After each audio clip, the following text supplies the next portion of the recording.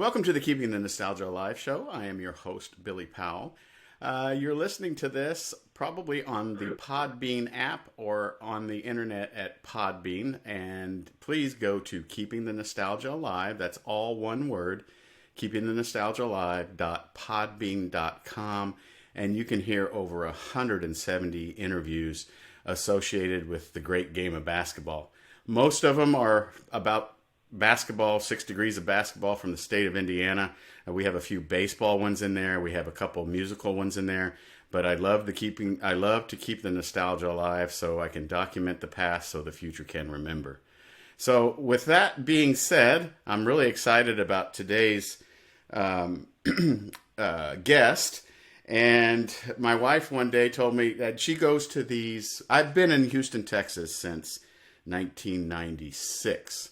And my wife said, "Hey, evidently there's this place where they go. My wife and her friend go to buy antiques, and it's a huge event, and it happens twice a year." And she said one day, "Hey, would you like to go up to this area? And we're going to see a friends of ours who live at Black Dog Farm." And I said, "Sure." And she said, "I found this place in Carmine, Texas, and it's called the Texas Basketball Museum." And of course, I was like, "What?"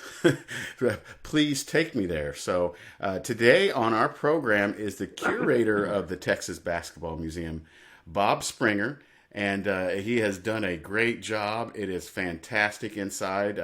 We're going to give you some information on how you can get there, the phone number, when it's open, or how you can set up a personal tour, or how you can donate to help this. Because, me being from Indiana, it's all about basketball. And when I came to Texas, I thought it was all about football, but it's not. So with us today is Bob Springer, the curator of the Texas Basketball Museum. Bob, thanks for taking some time. I know you got a busy schedule. Thanks for taking some time with us to help keep the nostalgia alive and tell us about the Texas Basketball Museum. Sure, Billy. It sounds great. I'm glad to be with you this morning, and I've always promoted basketball across the state and across the nation. So been a long time involved with the history, and of course going back to when I first started playing or trying to play, and then going on through a coaching career of 30 years in Houston, Texas, and coached in high school, all the big schools, major big schools, and then of course compiling also a magazine called Texas Basketball Magazine, which I did for 24 years, because nobody else would do it. And, of course, evolving into that also with the collection over 40 years, accumulating to do a basketball museum, which I've always wanted to do. I'm so excited to hear about this, but let's start way back there a little bit and tell everybody where you're originally from and who introduced you to the game of basketball. Well, I was born in Canada in 1941, and coming up there, didn't have any indoctrination in sports or really involved in sports. Lived there for 9 years, and then my dad he traveled the globe building oil refineries, and we spent 2 years down in Santos, Brazil, and there did some makeshift surfing as a 9 or 10-year-old, whatever, and we played kickball. That's it, but that's the home of Pelé, the great soccer player there. We spent 2 years there, and then we came back and moved to Texas. And in Texas, basically, I was just going into high school, and I was about 6'2", and I didn't have any enthusiasm for sports or indoctrination in sports or anything like that. And I joined the band, and so I played 4 years in the band, high school band. And during that time, as I grew up, you might say, I grew 2 inches a year. I was 6'2" as a freshman, 6'4" sophomore, 6'6" a junior, and 6'8" as a senior. So the basketball coach caught my attention my junior year and asked me to come out, but I was too scared, I suppose. I didn't know anything about basketball, really. And so my senior year, the football coach, basketball coach resigned, so football coach took over. And I went out to try out and whatever, and the team was made, and I was one of the last two, down to two guys between me, 6'8", and a guy that was another guy named, I think, Eddie Fisher, and he was like 5'8" or 5'10" or something like that. And so how I made the team, Billy, you're not going to believe it. Pick a number between 1 and 100. So whatever number I picked was going to be right, I think. So that's how I wound up being introduced to basketball. And of course, you know, I never played before, and I just didn't know a thing about it except just what I've at that time maybe seen on TV or something like that. Didn't go to any games or anything. Of course, with being in bands at all the football games, you know, that type of thing. But I really was just kind of a babe in the woods, just trying to learn the game, which I didn't have much experience. And of course, our team wasn't any good. We just, you know, basically we played a schedule, and the team wound up being 4-22 for the year, so nothing to brag about. So when I came out of the school, you know, I wanted to eventually start getting honed in about it. I wanted to use my height to be a basketball player, so I was trying to get involved that way. And so I didn't have these people pounding on my door to you know, like a bunch of coaches coming after me, that type of thing. But I did have one coach from Jacksonville Baptist Junior College that he offered me a full scholarship. And so I went up there and played 2 years. Didn't play. Went up there and learned 2 years at Jacksonville Baptist College. They just started the program up and been dormant forever. And so I trained real hard, and I learned from my fellow teammates and everything. Never started a game. Went through the whole period of 2 years, just trained real hard and got my fundamentals down and got developed my shot and trained hard, like I said, which was really good. So at the end of my junior college year, my roommate, Rob Evans, he says, "Bob, you ought to send out some postcards to some colleges. Just put your name and stuff down there, and where you're at, and where you played, and all that kind of stuff." And so I picked 3 schools that I would like to entertain and go. They had good basketball programs, and I received one back from Howard Payne College to try out, which was NAIA, which you could have tryouts. And I had a real good tryout, and the coach was impressed and liked what I was able to do and accomplish. And he gave me a full scholarship, which is really great. Of course, I had a full scholarship at Jacksonville Baptist College also. So going there in the program with Howard Payne, the best thing Coach did for me, Coach Glenn Whitus, really good coach. He redshirted me for a year, which really helped my development. I couldn't play or travel with the team, but I keep stats. Of course, we worked out every day hard. I mean, really hard. We really had some good knockdown dragouts, you might say, at a different level in college. And I played against 2 All-Americans. One was 6'7", a Brody Chest's guy, and the other one was 6'8", and he led the nation in field goal percentage his senior year. So following up with that, when I started as a junior and senior, I started all games. I led the nation in field goal percentage my junior year, following up with my fellow teammate before that, and then was a little All-American my senior year. After that, came back to Houston, got a coaching job in junior high.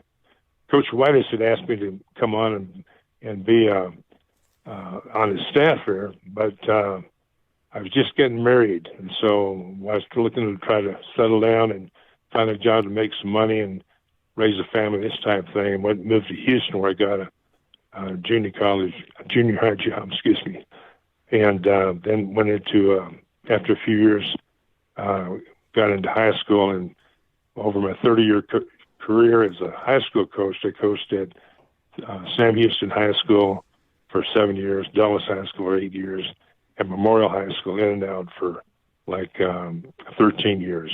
And half that time I was in there as an assistant coach to Coach Don Coleman, outstanding legendary coach that just recently passed away this past week. And so I learned a lot from him. And when he passed on as his assistant, I'd already been the head coach at other places. And I was elevated to the head coach there for about 5 years, and I retired after that. Bob, I always have with every guest that I have on the program, there's always some kind of 6 degrees of separation that, and what's interesting is, and I did not know this before you just stated it, but, we live basically right across the street from the Don Coleman Gymnasium here in the Spring Branch area in Houston, Texas. That's very interesting. Yeah, it's just recently they had a memorial for him. I'm going to say about, maybe 3 weeks ago, maybe 4 weeks ago. And his son, Brandon Coleman, was a real advertising person, and he put together they built a bronze statue inside of him. Had a big celebration. Everybody came back to visit and watched the opening of that, besides it being named for him. But it sits in the hallway as you walk in. It's about a 9-foot bronze statue. It's really good. So, it's right there. That's right there in our area where we played with different schools. I think Stratford's right across the street. And what high school did you play your high school basketball? Vider High School. The other past Beaumont. And we were known for football primarily, and basketball was like the secondary thing. And that's where I played 1 year right there, and that was it. So when did the light bulb go off over your head, or when did you think, I'm working hard at this game of basketball. I've only been playing it for 2 or 3 years. I love it, and I want to coach it. When did this light bulb go off, or when did you figure out that's what you wanted to do with your career? Well, in the high school part, here's my intention, okay? And I developed a love for it there just during that 1 year. So my idea was I'd join the service, okay, and I'd play 2 years there or 4 years, whatever my term would be with the service. And particularly Air Force, wanted to pick that one out first. And I tried to join, and I found out that I couldn't qualify in any of the service. I tried all 4 branches, and because I was too tall, I'm 6'8". The height limit was 6'6", so that kind of put me on the the stall there until I got to go on to Jacksonville. But as I went through and as I trained hard and got along with my teammates and learned the nature of the game and the camaraderie, the fellowship with the players and everything, and just a good time in my life, especially at Howard Payne. And just a small school, but we just were real close and everything together. And this was kind of an impetus that this is what I wanted to do, and to coach. And then, of course, that was the avenue. My major was physical education. Most of my classes were physical education until right down at the end. And we changed up and did a CDC, or a Corporal Discipline Center. To manage that for like about 5 years. What? So were you a historian? I know you're now the curator of the Texas Basketball Museum, but were you curious about the game once you started playing it and researched and read up on it and followed certain teams, or were you, for those first 2 or 3 years, were you just focused on getting the fundamentals of the basketball game down pat with you, or was there a favorite team you liked to watch in the pros? Did you like the pros? Was there a favorite team in the college? Was there a favorite player that you liked or watched or emulated? Well, no, really what just happens as it transpired, I just developed a love for the game, and particularly after I got to being better and competing against good teams and being a participant. I averaged a double-double, 16 points and 12 rebounds to my career, and we played some good teams, and it just was fun to me. I just enjoyed that a whole lot, and that kind of inspired me. As far as historian or doing the part, what was really put into my background when I coached with Coach Coleman is under his wing when I first started out there as I moved from junior high to high school. He was really an inspiration. Like I says, he was kind of my mentor. And we started going to, of course, he went to the state tournament, won 6 times, won state in 1966 Memorial.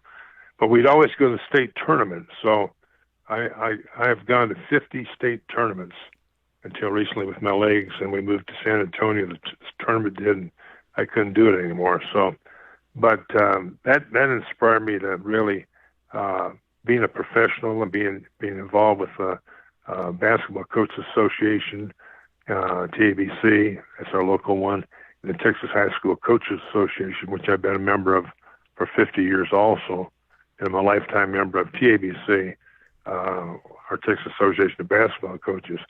But being professional in history and doing my magazine, when I started my magazine, okay, I wanted to really get us recognized here in the state of Texas. That seems like all the sports writers were up on the East Coast, and of course that's where all the propaganda came down from, where the best teams were, all the conferences and TV days. Then you didn't see much about the Southwest area down here. I think they thought that we were down here riding horses and with our 6 guns on or something like that. Bob, tell us a little bit about, now, I'm from the state of Indiana, and from 1911 to 1997, the Indiana High School Basketball Tournament was single class, which means that everybody plays everybody until you get down to the final 2 teams, and whoever wins that is the ultimate state champion. In 1997 in Indiana, they switched it to a 4-class system, and it's really lost a little bit of luster of what it used to be. And of course, we all know the movie Hoosiers, which came out in 1986. So tell the listeners who are listening from Indiana and from some of those states that did have 1-class systems, how did the playoffs and how did a basketball season work here while you were coaching? Well, let me say something about Indiana. Okay, that's always been one of my favorites because that's a basketball state, bottom line. And I copied my magazine. I did a lot of research, and I knew all about your magazines, do my market preview of things that are happening. And the story, what's our little school's name that won the whole thing the last time? Milan. Milan, okay. There's a good story there, okay. One of the coaches I coached against down here in Houston when I was at Sam Houston was Ronnie Truitt, and he played on the Milan team. He came down to the University of Houston and did 4 years as a player there, and then became head coach at Cy-Fair High School. Well, Ronnie was also a really good coach, and he went on when Wheatley was a big powerhouse down here. I mean, they were the team. They just took it over, man, just unbelievable. And won state championships back to back. Well, Ronnie won a state championship basically with 6 guys, and just kind of like the show, like with Milam. And he controlled the tempo. And he had some great guards, and he had a good composite of good people he put together. But he did a great coaching job. Controlled the tempo, and wound up beating the Wildcats, the Wheatley Wildcats, by about 6 points. And I think that's just really part of it. Going and doing the research from the magazine. The tier system, I like the one. I like that, like you said, when they took it away and broke it down divisions to get more participation. That's great, but to have that one history thing that you had where they all competed from one was just really fantastic, and because y'all had such good stuff with sectionals and everything like that. It's really community bonded, and you already had more people participating anyway. Down here in Texas, we had divisions because of the size schools. They participated in their own zones, areas, and all that kind of stuff, regionals, and came all the way up. It was started with 4 divisions, I think. Actually 3 way back when the 20s was 3A, 2A, 1A, and so it evolved into what is now 6A down to 1A, and everybody qualifies by number of enrollment in the schools. And of course, what is there is that the top level has the most. You want to see the most talent, okay, but not necessarily all the divisions. But each division has talent, but not as dominant. You've got more players to select from in your bigger schools. Smaller schools, like Class A, you might only have 12 guys lucky to get that to be playing basketball, and you might only have one good player, and you're working with all the other guys to bring them up. And which we have some really good coaches in Class A. Don't get me wrong, that go on and win state and just they compete with other levels too. So it's really interesting. It's a really good program. And what's amazing is over the years, okay, that we had it where only the district champion would advance to the playoffs, okay? Mm-hmm. And so I'll give you an example of mine, which I'm not proud of, but my best team at Dallas High School was 32-5 state ranked. We came in second place and didn't go anywhere. The couple next following years, we got it changed where we went into a playoff system where it was more equal. We got it balanced up where the first two at least got to go to the playoffs. It eventually went to 3 playoff teams, which was real good. Okay, that was really strong. But now it's up to 4 playoff teams, and actually that fourth place is like cannon fodder. I mean, it's like the district champion plays the 4A team. But the plus side is if you had a star player and he was out for several weeks, you still had a chance to come back and compete and go on further and might advance in the playoffs. And I tracked that pretty good, and virtually there's only a handful that advanced into the regionals, right? And but nobody's won state from the 4 playoff system like that. You know, it's interesting. Bobby Plump was on that Milan team in 1954, and you know, we talked about Ronnie Truitt, and you know, he wasn't a major factor. I made the comment to Bobby. I said he wasn't a major factor in scoring, but you know, he came down here and coached high school basketball, and Bobby stopped me and kind of lectured me a little bit that Ronnie Truitt scored 6 points in that championship game in 1954, and if it wasn't for those 6 points, they would have lost by 5 points, and it wouldn't be what it is. And what's interesting too about Ronnie Truitt is that he is one of the few coaches that, you know, his state championship team, I think in 70 or 71, was actually proclaimed the high school basketball national champion. That's correct. That's correct. Exactly right. And like I said, Ronnie had a good career, but he passed away early with I think prostate cancer, and they named the school a junior high after him in the Cy-Fair system. So he's well recognized, and like I said, he did an outstanding job. He just really did. And what's also amazing is during that career win and going on to win state, Memorial played them either in district or by district. But anyway, one of those places there where this was a deciding game to advance in the playoffs. And they went 5 overtimes, and a guard that had never hit a long shot or wasn't a shooter, he threw the ball up 3/4 court and made the basket. That eliminated Memorial. So it must have been district, I suppose. But just how so competitive. But they went on and won state, which is really quite an acclaim back then. What was your first piece of basketball memorabilia from Texas or from anywhere that you picked up and you said, you know, this is kind of a neat piece, or this is kind of neat, I like it, I'm going to display it at the house, or I'm going to put it up on the wall or whatever? Do you remember that? Well, I've got so much stuff, it's unreal. My collection is really, I've got 1,400 square feet full. I keep buying, and I've got another room. I'm going to have to go ahead and redo that to expand the museum because I'm running out of space. Excuse me. But I can't actually remember what the first piece was because I'm always collecting.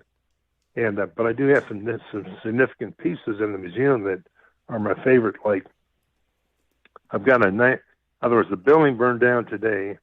I would go grab this ball first. Okay, it's a 1941 Reach basketball, and it's got 24 National Hall of Famers on it. Because I used to go to all the Final Fours when Houston was up there for about 10 or 11 years, even beyond them.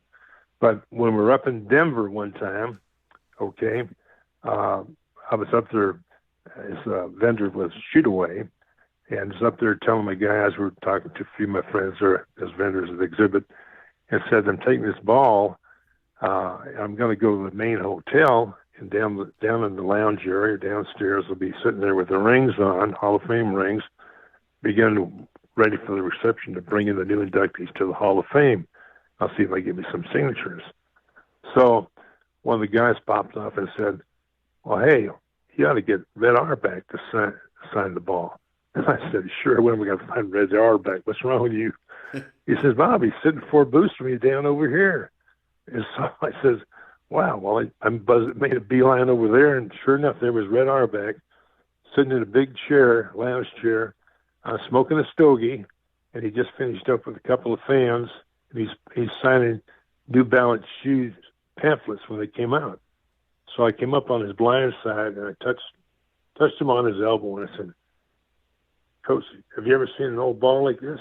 Or have you seen a basketball like this?" And he says, "Oh, man, that's an old basketball. Wow." So will you do me a favor and be the first to sign the ball, take up the whole panel, and put your name on it?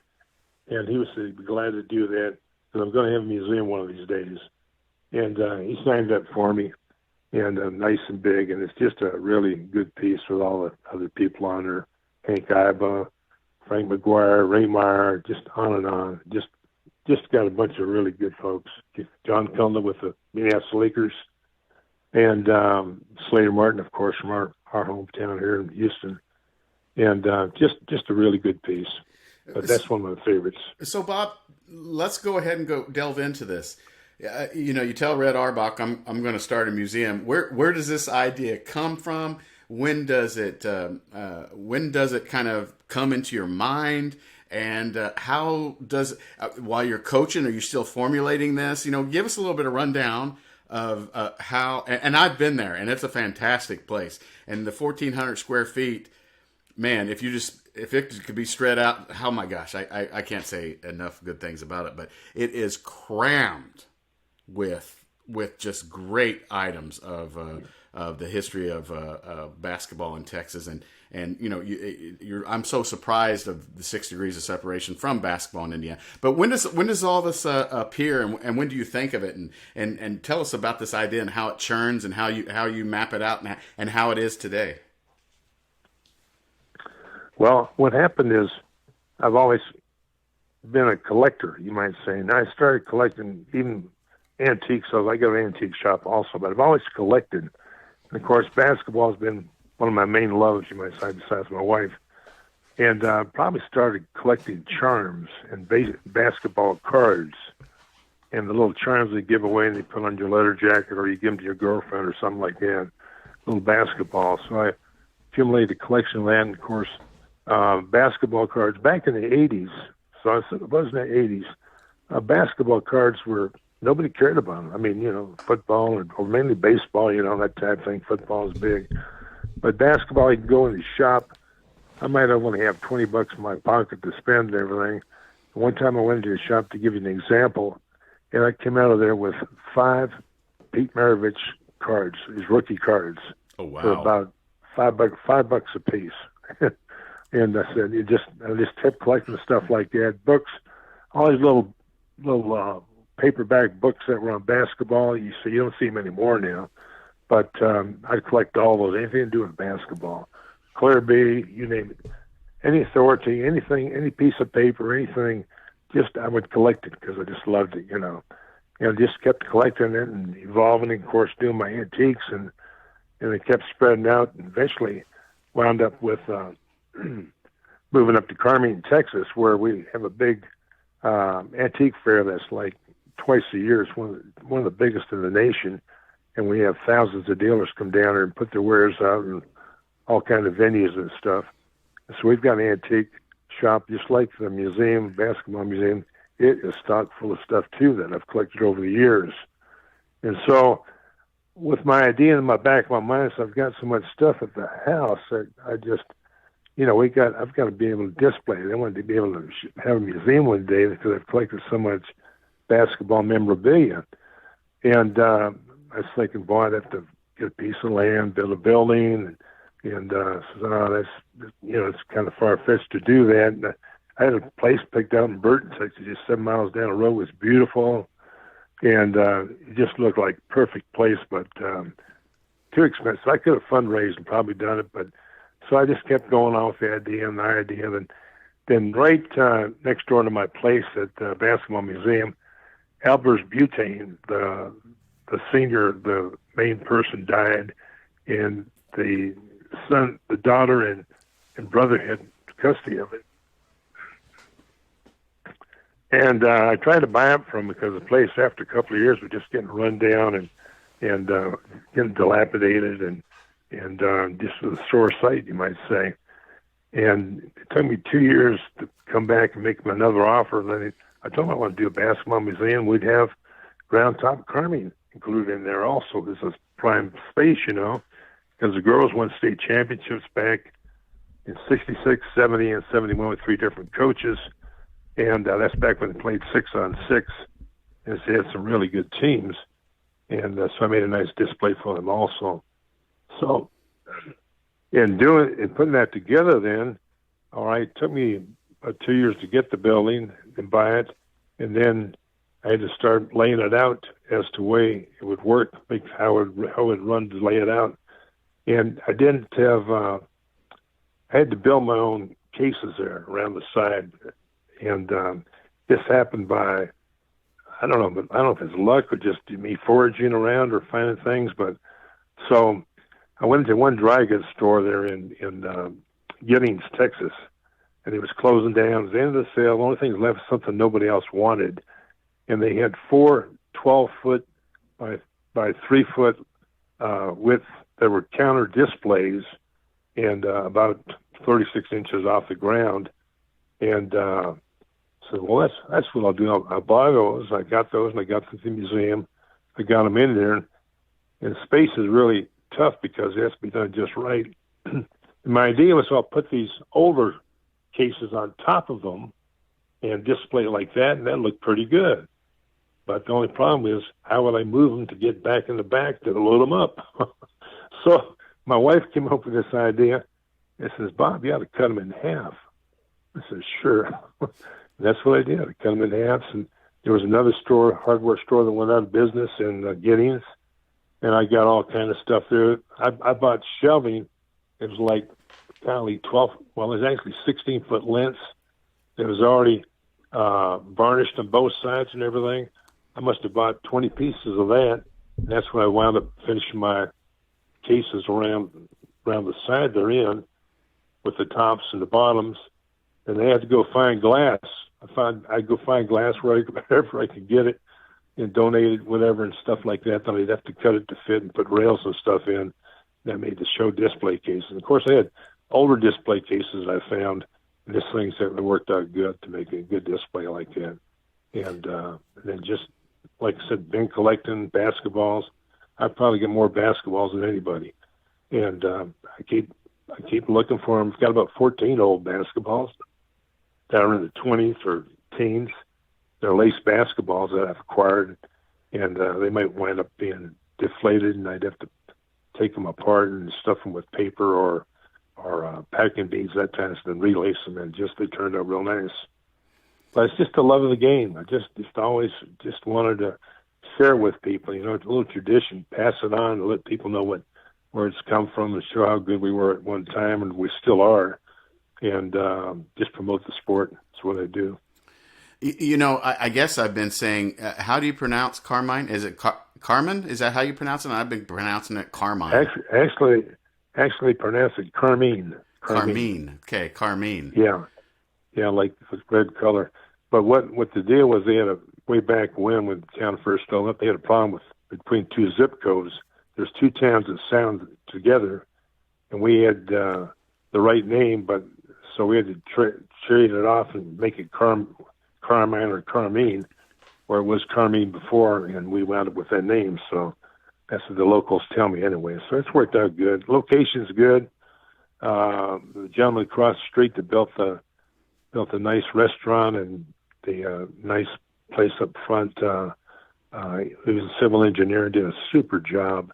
And it opened up the same time the museum opened up. And here's the other part of the story. So, we used to live in Houston, so we had a nice place there, older place. And I finally get the museum done, and I told my wife, says, uh, I can't say I'm going to meet somebody in an hour and 15 minutes if I'm lucky to get there by then, and drive all the way up here and hope they're still here. Because basically, the way I do a museum, I do it by appointments. I can't afford to have anybody at the counter or something like that stay there the whole day. I just can't afford it. You don't make money on museums. It's strictly something that's done out of your goodwill, good heart, and that type of thing, and any funding you can get, which is basically my basketball magazine helped provide a lot of the funding for what I've put together and buying the building, that kind of stuff. So, but it's come along good, and every once in a while we do take donations, and I've had some good donations come in, and really helps get me along, that type of thing. Plus our Texas Association of Basketball Coaches, they give me a stipend also that helps with the utilities and stuff and the insurance on the building itself, so we don't lose anything. So it's worked out okay where the jobs gets done. But basically, I have to make appointments. I ask people to make appointments. Got a big sign on the front door. Just call me. I live 3 blocks away. I'll come down, open up anytime, 24/7, any time of the day. If you come in with your buddies from Austin on the way back home, it's 11 o'clock at night, I'll come down, open up for you. That's what I do for basketball. And that is true because once we found this place out, we called you on our little trip to up there, and you showed up and gave us a tour, which was fantastic. You guys also have a Facebook page, so you can find Bob and the Texas Basketball Museum on Facebook at Texas Basketball Museum. And I mean, firsthand, I've gone through, and I'm from the state of Indiana, so everything that I went in and took a look at, and his displays and his presentations, it's just, it's not a huge place, but there's a huge amount. I would say that, I have been to the Indiana Basketball Hall of Fame. I would say there is probably the same amount of stuff inside the Texas Basketball Museum that there is in the Indiana Basketball Hall of Fame, just because the Indiana Basketball Hall of Fame has so much room to spread out. Yours is more concentrated. So I think it's fantastic. So make sure to find the Texas Basketball Museum up on Facebook, and you're going to find a lot of stuff. And here, pretty soon, probably you'll be able to donate onto the Texas Basketball Museum page on Facebook also. Bob, inside the Texas Basketball Museum, when you go to the right, there's a thing where everybody's in the Texas Basketball Hall of Fame. Is there a Hall of Fame in Texas? How does that work? Okay, it's diminutive compared to Indiana. I've been to your museum in Newcastle. Okay, and just like blew me away. I just love it. It's one of the best museums ever. All of them are. You got so many great people up there and players that coaches have been through there. And, Larry Bird, John Wooden. I've got John Wooden's signature on the ball, too. It's another story. But I walked through the whole thing and saw how your Hall of Fame's laid out. And, of course, when you all have inductions, you don't induct 5 or 6 or 7 or 8 like we do yearly. Y'all do about 21 a year. And we've got a bunch of people to catch up on. But like I said, I'm running out of space. I've got to expand because we got a lot more people that need to be recognized. But what we do is we have a Hall of Fame committee, okay, which I'm not on. Basically, I just take care of everything and try to do the right job. And they pick out the people that are nominated. They have to put their resume up. Somebody has to put them up for nomination, that type of thing. Then the committee goes through the nominations, look at what's been, laid before them, and they pick out the people that are going to be inducted that year.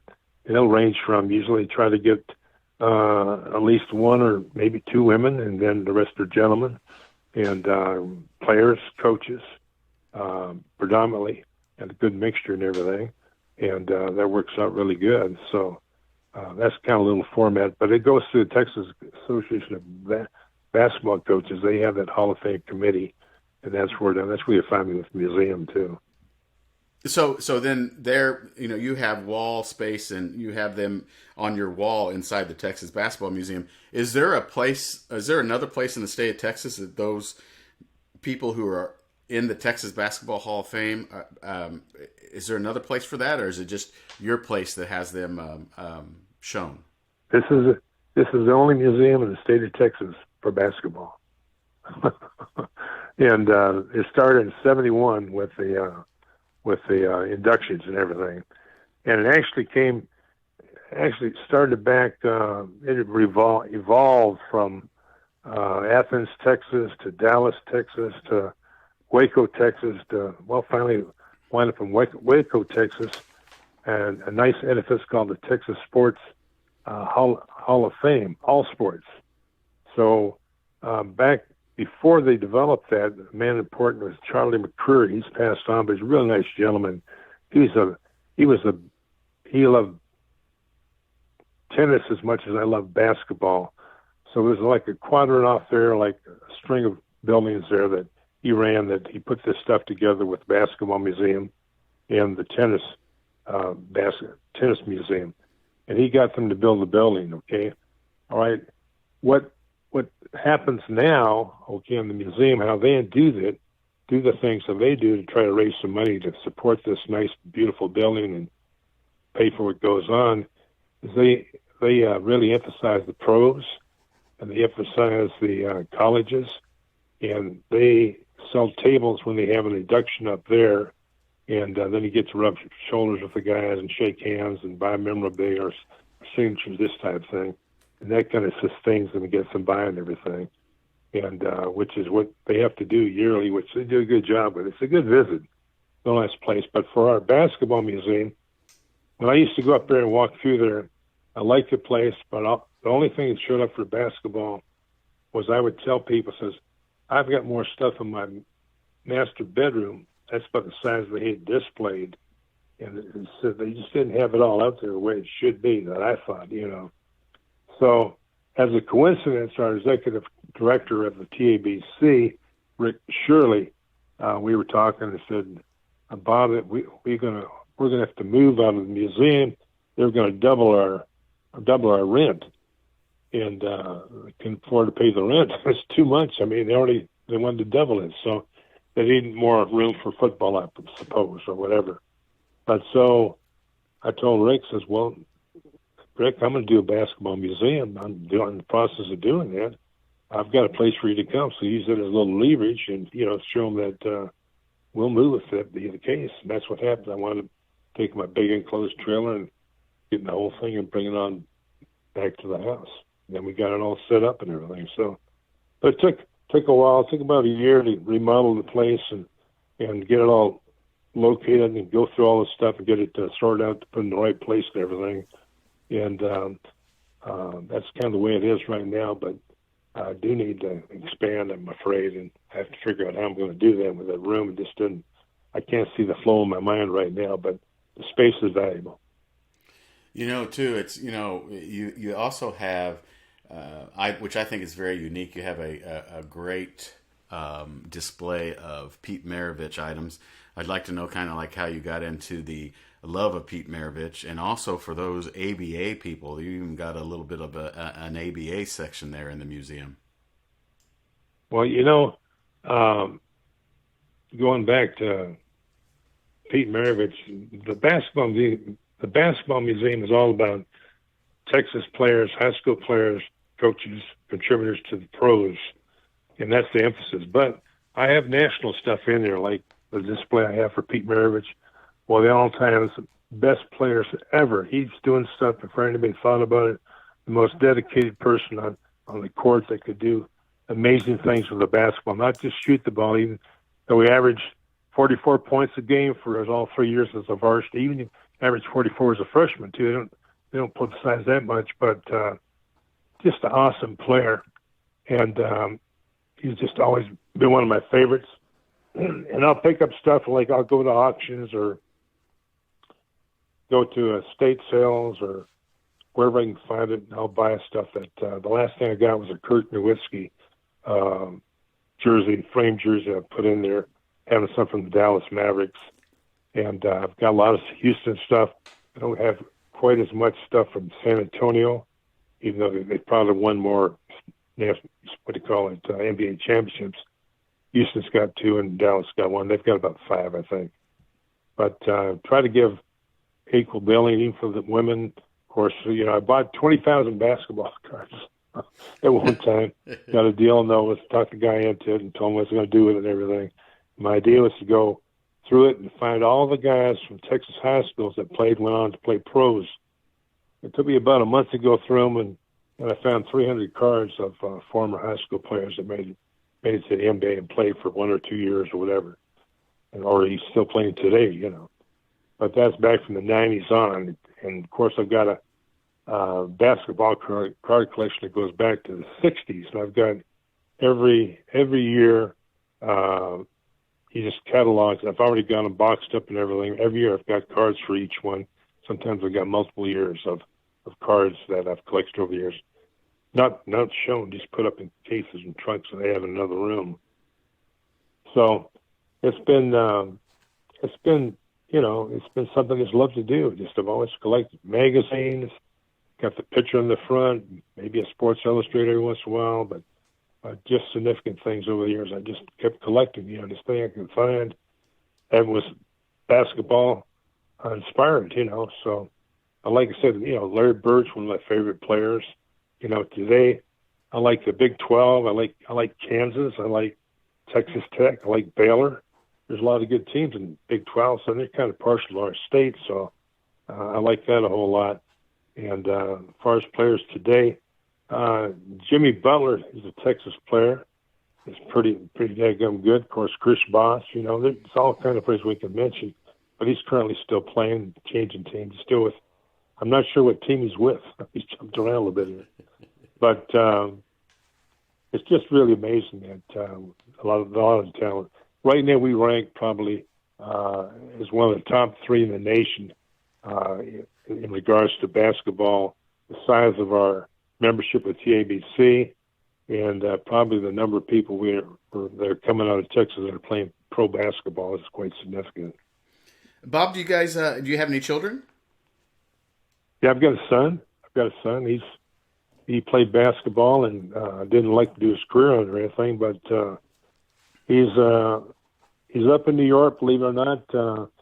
He's married to his wife. He's got her PhD in psychiatry, and she's working at Columbia University, and he's a pitmaster at I gotta think McReynolds Barbecue. I think that's the right name. I'll probably give you the wrong name, but he's been there a good while, and he knows how to does the meat for sure. But he's also got his master's in creative writing, and he should be a professor in college, but keep telling him on his portfolio he needs to keep gathering stuff. He's been published 24 times with his poetry. But just great example, good hard-working people, and he loves basketball too. He's really good guy. I'm going to put all this information in the little summary of what our podcast and what our show is about. But tell us again, if you'd like, the physical address of the museum and also the phone number that they can get in contact with if somebody would like to do a tour. Okay. The physical address is 107 Augsburg Street at the corner of Hofstrasse Street, 1 block south on 290, halfway between Austin and Houston, Texas. You'll find it. And I do it by appointment, and just call me ahead, and we'll get together at times, because sometimes I have to go to Houston. I might meet you, but not like get together with you, because I've got doctors have to go down there. But the number is 713-898-7667. And that's the best way to get me, and leave a message. If you don't get me right away, I'll return all my calls right away. And we'd love to have you come by and visit, and hope you have a good time. And is there an email address, or is there a way that they can donate, or just go through the phone number that you just give if they would like to donate or to the museum? Well, I've got an email address is Texas, spelled out Texas, BKB at swbell.net. And on my site there, I have a place where you can buy a magazine, and that's kind of formed. I've got old magazines that I go over the years. I saw magazines on that, but technically they could make a donation there, I think somehow. But I never, proceeded with that type thing. But